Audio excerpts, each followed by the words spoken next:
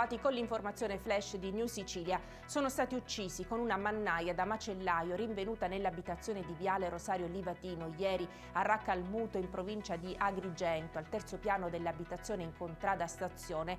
Le vittime sono Giuseppe Sedita, 66 anni, e Rosa Sardo, 62, marito e moglie. I corpi senza vita, quasi abbracciati, sono stati rinvenuti da una figlia della coppia. Il primo sospettato sin dai primi momenti all'arrivo degli inquirenti è stato il figlio.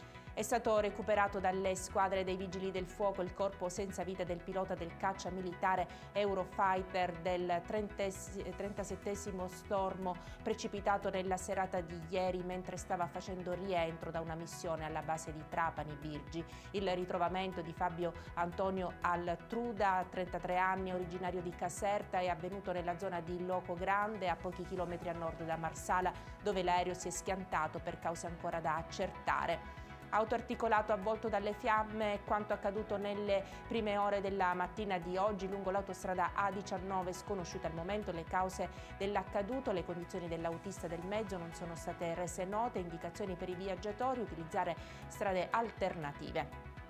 Un incidente stradale si è verificato nel primo pomeriggio di oggi a Priolo Gargallo, in provincia di Siracusa, sulla strada statale 114. In base a quanto ricostruito si sarebbe trattato di uno scontro frontale tra due auto avvenuto alle spalle del polivalente. Necessario l'intervento del 118 per soccorrere gli automobilisti. Sono intervenute 2 ambulanze. Il bilancio è di 3 feriti, 2 dei quali sono gravi.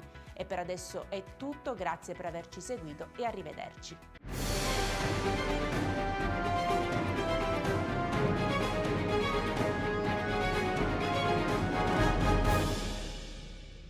Procar, centro assistenza autorizzato BMW e Mini, adesso anche BMW Motorrad, via George Marshall 7, Mister Bianco, Catania.